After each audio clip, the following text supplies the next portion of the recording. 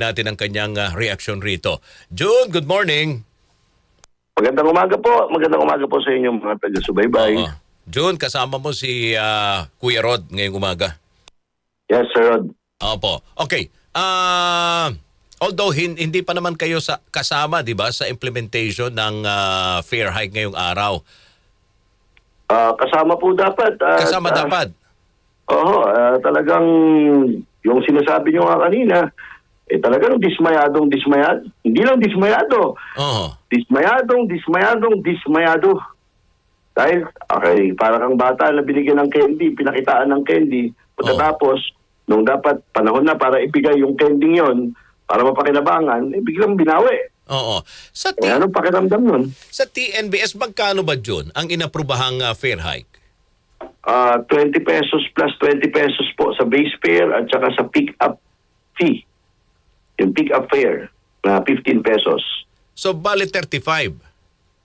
Opo, 35 pesos po. Tama po kayo. 35 pesos plus yung ibabayad niyang Base kilometer. fare. Dati po kasi ay ang base fare ng TNBS ay 45. Okay. Mangyari sana magiging 65 pesos. Oho.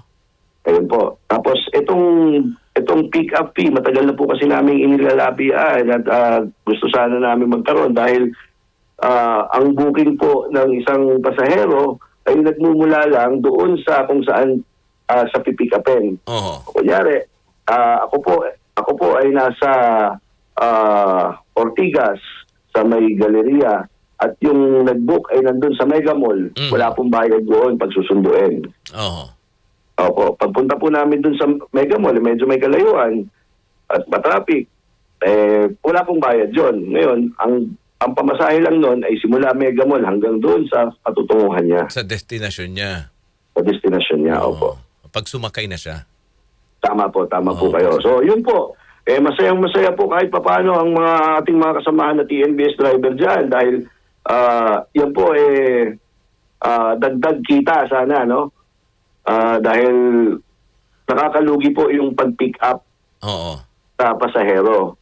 Kaya matagal na po nating ipinakiusap yan na sana magkaroon kahit papaano. So, okay na tayo doon. Tapos ito nga, dahil sa pagtaas ng gasolina at marami pang iba na dahilan, yung pong hiling na 20 pesos na additional fare, additional base fare, pinawi pa. Pero di ba kasama din kayo sa ayuda? Totoo naman po. Sabi nila kasama lahat sa ayuda. Pero yung mga nakaraang ayuda kasi, o yung fuel subsidy, kung tawagin nila, maliit na porsyento lamang ang nakakasama sa TNBS. Pero nung binuksan po nila ito, hindi ito fuel subsidy, ito yung AIX.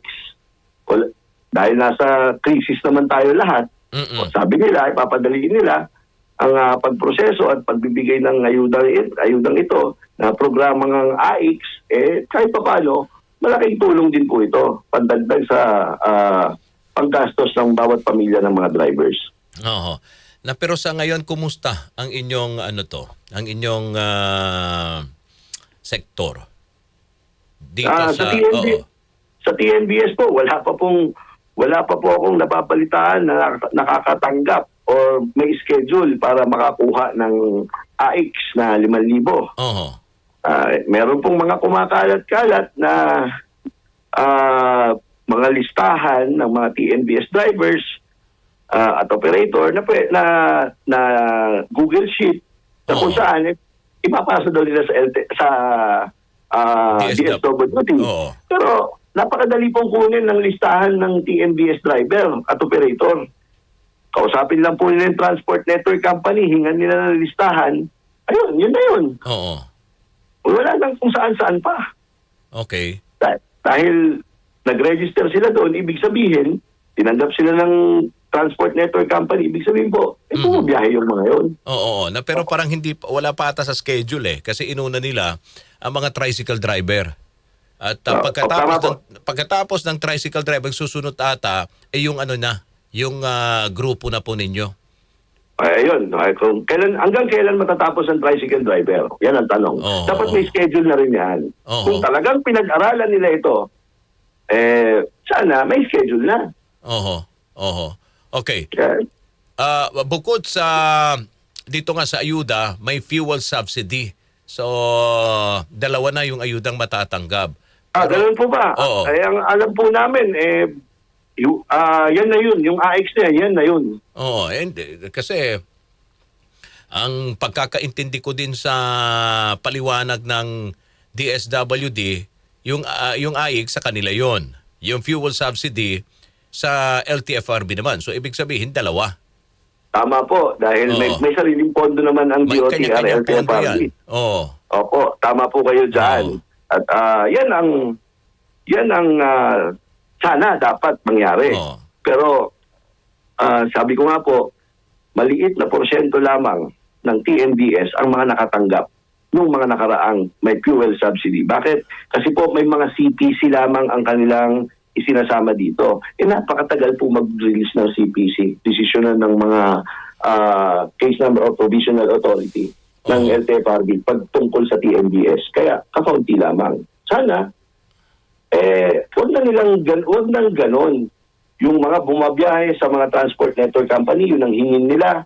Pag active, bigyan nila ng fuel subsidy galing sa pondo ng DOTR LTFRB. Oo. Kasi kung hindi nila babaguhin yung polisiya, sabi nyo nga, kukonti lang posible ang makakakuha ng ayuda. Tama po yan. Tama po. Kukunti lang ang makakakuha dahil nga ilang porsyento lang naman ang mga may CPC, puro lahat provisional authority. Bakit naman kukonti lang ang may Certificate of Public Convenience? Yan po ay matagal na pong hinaing ng transport sector Oh. sa ahensya ng LTFRB. Hindi po natin alam kung ano ang problema. Ngayon, may ginagawa si Chairman Vigor Mendoza na pabilisin ang proseso, yung mga online na yan, para kahit papano, bumilis daw. Pero yung mga nakaraang buwan na kausap natin si Chairman Vigor, 37,000 daw ilalabas Mhm. na CPC. CPC na, sinabi niya. Pero hanggang ngayon, inaantay namin yung 37,000 o Oo. baka naman, meron nang nailabas kahit papano. Oo. Pero ang nailabas po, parang dismiss lahat yung... Pero, okay, June, yung iminumungkahi mo nga kanina na kunin nila no yung master list doon mismo sa ride-hailing Kumpanya. app o sa kumpanya, lahat ba nung mga nakarehistro doon sa kumpanya, lahat yun ay may hawag na CPC? Ay, dapat ho. Hindi, Dapat pero hindi, ho. pero Hindi po lahat may CPC. Karamihan po doon, puro provisional authority. provisional authority lang. Oho, tama po. Oo. Pero ano ba ang requirements rito sa pagkuha? Kailangan daw talaga may CPC? Yun po ang nangyari nung mga nakaraang may fuel subsidy. Yung mga may CPC Base lang sa ang inyong mga- karanasan lang. Opo, base po sa ating karanasan yan. Okay. At meron din mga may CPC na hindi rin po nakakuha. So, ang inyong sinasuggest, kahit walang CPC, ito yung prangkisa, di ba, Kajun? May cruise number po. Kumbaga, pinapayagan na, pansamantalang pinapayagan ng LTFRB na bumiyahe at Bumiyahe. TNDS. Kaya tinanggap po yan ng mga transport network company. So, yun. Mga ilan yung mga walang CPC pa? Nako, madami po. Madami. Dahil nung nakaraang October, nag-open ng slot for TNBS. Mahigit 20,000 ang pagkakaalam ko po kasi ilang araw po yun na bukas ang slot ng TNBS. Kung meron pong 21 or 19 noon yung transport network company, meron silang 800 plus na slot kada transport network company. So ang dami po noon. Wala pa po kahit isang lumalabas na CPC dyan. No, kasi ang iniisip ko, kapag nakapagrehistro ka sa kumpanya, sa isang ride-hailing company, isa sa mga ano kailangan rin yung CPC or PA or CPC. PA Yan or po ang CPC hinihingi. lang. Oo, pero Opo. dapat sana kung gano'n ang sitwasyon ng ating mga TNVS, hindi lahat may CPC, dapat i-consider din nila yung isa. Tama ho kayo dyan. Tama po. para lahat may makukuhang ayuda. Kasi dito naman sa sitwasyon ngayon, hindi lang naman ang apektado rito yung mga may CPC kung hindi lahat Tama po. Oo. Lahat umaaray. Kahit hindi nga driver, umaaray Kahit ordinaryong Pilipino nga, umaaray na rin Totoo po yan. Dahil talagang kapag tumaas din ang pamasahe, talagang nagtataas din ang gastos talaga ng ating mga kababayan. Oo. Nabawasan ho ba yung mga ano ngayon, yung mga sedan, itong mga TNVS na bumabiyahe? Kasi yung ilan dyan, hindi pa bayad, di ba? Yung kanilang unit. Hindi po yung ilan dyan. Karamihan. Oo. Karamihan. Lalo na yung hindi mga... pa bayad. Kinuha nila yan ng hulugan sa mga kumpanya ng sasakyan at ginawang hanabuhay. Opo, diba? inutang po yan. Inutang po. Inutang yan. Ngayon tinamaan itong Diyos miyong sitwasyon ngayon, krisis sa gasolina. Napakalaking dagok yan sa ating mga TNVS driver. So, tama po. kumusta yung kanilang... Kasi yun ang yung naririnig ko ngayon. Yung ilan, ibinalik na lang. Tayo po, meron po tayong ilang sasakyan na pinapatakbo as operator, no? Oo. Araw-araw po may nagsusurrender ng sasakyan. Nako. Dahil yung isang kahapon lang ho, may nagsurrender ng sasakyan, 18 oras na nabiyahe. Oo. 300 ang naiuwi sa pamilya. Aba, luging-lugi. Oo. Ayun. Yung 300 saan mapupunta yan? Mhm. Dahil po yan, doon sa pagtaas ng gasolina, dahil napupunta po lahat doon sa gasolina at yung mataas na komisyon ng mga transport network company. Oo. Sila lang po ang binubuhay na ng mga driver. Oo. Paano naman po yung pamilya ng mga drivers kung hindi gagawa ng paraan ng ating gobyerno? Oo. So talagang... Mauubusan po tayo ng mga bumabiyahe na TNVS sa kalsadahan. Oo. So tama yung bali-balita na talagang nabawasan yung mga TNVS natin at kanilang ibinalik na lang sa inutangan nilang kumpanya ng kotse. Totoo po yun. Yung iba, walang sasakyan yan, nakikiboundary. So, sinuli nila sa kanilang mga operator. Itong operator naman, umaasa dun sa boundary para makabayad sa amortization ng sasakyan. Oo. Kung nakatenga ang sasakyan mo, Nako. wala kang pambayad ng monthly amortization, Oo. hahatakin po ng bangko yan. Sigurado. Ganun ang mangyayari. Okay. Sigurado po yun. Oo. So ngayon, ano po yung hagbang o plano na gusto ninyong gawin dito sa pagbawi ng Pangulo sa fare hike? Kagabi ho, sa sobrang init ng ulo po ng mga drivers na kasamahan natin, dahil sa mga sinabi ng ating Pangulo, na binawi nga yung kahit papaano dagdag kita ng mga drivers, lahat ng rally sasamahan nila. Ganun kagalit ang mga tsuper at mga drivers, lalo na sa mga jeep, asang-asa rin sila. Sabi nga nila, limos na nga lang ang binigay niyong dagdag pamasahe. Binawi niyo pa? Kumbaga, nagkaroon na ng pag-asa yung mga driver, paayag na ulit meron din po na kumuha na ulit kinuha ulit yung susi dahil ang paalam nila, pag maayos na po ang lahat, saka kami babalik. Oo. Nung in-announce siya ang pagtaas ng pamasahe, kahit papano, nagkaroon ng pag-asa ulit yung mga driver. Kaya lang, kahapon, opo, kahapon, nawala yung pag-asa na inaasam-asam ng ating mga kasamahan na driver. Oo. Pero... Nakakalungkot po. Dahil hindi ba nag-uusap yung kakalihim ng DOTR at saka si Pangulong Bongbong Marcos para ganun laban bawi, gawin pinaasa ang mga tao? Oo. Anong klase namang liderato yung ganyan kapag hindi, kabuhayan po ng tao pinag-uusapan natin dito, sana hindi po natin nilalaro. Oo. Kumbaga parang ang hinihiling lang din ng Pangulo ng konsiderasyon para sa lahat kasi ang sinasabi nga niya, hindi pa napapanahon ang pagpapatupad ng fare increase. Kailan po ang panahon?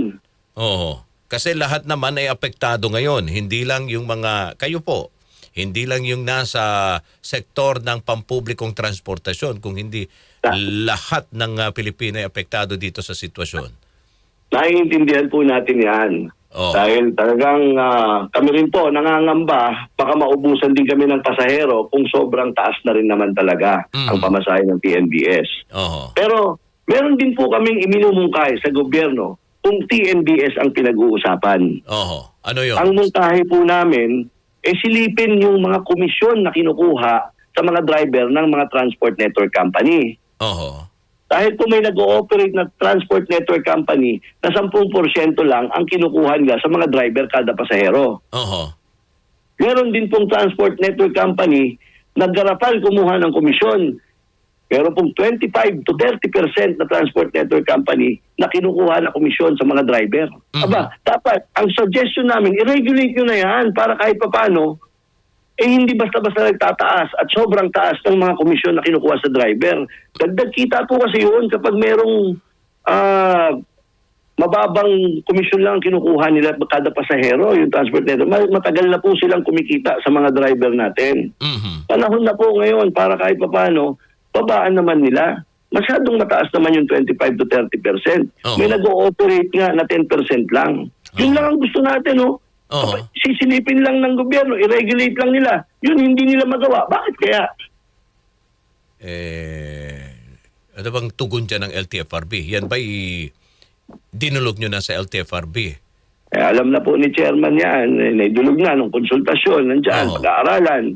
Pag-aaralan. Ngayon, baka master's degree na, doctorate na yung pag-aaral nila. Hanggang ngayon, walang desisyon. So, mas lalo na ngayon. Totoo. Yung sitwasyon ng inyo pong mga driver. So, totoo yan. Araw-araw halos tumataas ang gasolina at crudo. Araw-araw nababawasan ang kita ng mga driver. So, yung binabanggit nyo kanina, John, nasasama kayo sa welga ngayong araw yan? Welga ng mga tsuper? Ito, naikasal na po yata itong welga na to. Na meron ng sinabi na fare increase. Ayun. Itong pagbawi ng ating Pangulo doon sa fare increase, ay ibang usapin po ito. So, mag-usap-usap po kami. Bago po kayo tumawag sa atin, magkausap po natin si kasamang Manibela. Pinag-uusapan namin anong gagawin natin, bakit naging laban bawi itong fare increase. Anong nangyari? Ang haka-haka namin, baka katulad ng pandemya, na mahirap na nga ang biyahe, nagdagdag pa ng kukumpetensya ang ating gobyerno sa mga public utility vehicle. Ano yung sinasabi ko? Yung mga libreng sakay, yung mga kinokontrata nila para pumunta sa kalsada at magbigay ng libreng sakay. Wala na nga ang pasahero na sumasakay noon. Lagyan mo pa ng libreng sakay, tanggalin nyo na yung public utility vehicles. Okay. So, anong plano? Anong napag-usapan ninyo? Pati si Kamar, magsasagawa uli ba kayo ng panibagong welga? Yun po yung initial na pinag-uusapan namin. Pero syempre, kinukonsider din natin, kaya ba ng ayuda? Okay. Ayun. Ngayon, kung kaya ng ayuda, kailan? Kailan ang tamang panahon? Buti sana kung napakabilis, isang isang iglap lang, nasa bulsa na ng mga driver yung mga ayudang yan. So, para magastos ng kanilang pamilya. Hihintayin nyo muna yung ayuda. Pag yun ay sapat, hindi nyo itutuloy yung welga. Ganun ba? Yun po, kukonsultahin din namin siyempre yung mga kasamahan namin na driver. Oho. Baka para sa kanila, sapat na. Oho. Kung sapat na yan, yung mga ayudang pinaplano ng gobyerno, bakit pa tayo magrarally? Di tumulong na tayo. Oho. Oho. Tama. Ganoon naman po Tayo po nandiyan sa kalsada para magserbisyo din. Hindi para pahirapan yung ating mga mananakay. Oho. Tayo po umahanap ng solusyon. Kasama po kami sa solusyon dito. Pero wag niyo namang gipitin. Jun, meron akong marami na nakikita mga electric taxi. Kayo ho ba sa grupo ninyo? Wala ho ba kayong planong lumipad para sa electric vehicle? Meron po. Kahapon po, kausap na natin itong mga electric vehicle na dealer dahil kung magtatagal po itong dire-diretsong pagtaas, Oho. 18 hours, 300 pesos, tapos patuloy pa rin ang pagtaas ng gasolina at crudo, yung 300, mababawasan na mababawasan. Oho. Kaya nakikiusap kami dun sa mga dealer ng electric vehicle na kahit papano, kung kaya nilang mapabilisin yung pagkuha para kahit pa makapag-shift ba yung iba. Kasi halos kalahati or more than half ng gastos sa gasolina at crudo, pag EV ang ginamit mo, ay makakasave ka. Oo. Malaking bagay po yun. Sa kabilang punto, may kahit papaano may maidudulot ding magandang ideya itong patuloy na pagtaas sa presyo ng produktong petrolyo Diba? Tama po yan. Kaya lang, syempre, tumataas din ang presyo ng kuryente. Pero okay lang din po dahil malaki ang savings kapag electric vehicle ang gamit mo. Correct. Ayan. Kaya sinusuportahan po natin yan. Kaya kahit paano, nakikipag-ugnayan tayo sa mga dealers at sa bangko na sana, yung driver naman, may fit po ang bangko pag kinailangan ng proof of income. Ayun. Siyempre, nahihirapan yung mga driver na mag-provide nito. Correct. Kaya po, kahit pa paano sana, matulungan ng mga drivers na maka-avail ng mga electric vehicle. Malaking tulong din yan sa sitwasyon. Meron pong mga transport network company na nag-offer ng tulong para makakuha ng electric vehicle. Kaya sa mga PNBS po na merong gasolina at diesel, meron pong TNC na nagmamagandang loob na may chance na makakuha sila ng electric vehicle. Lumipat na sa electric para nang sa ganon mabawasan yung problema rito. Hindi masyadong maapektuhan dito sa patuloy na pagtaas yung presyo ng produkto kasi hindi ito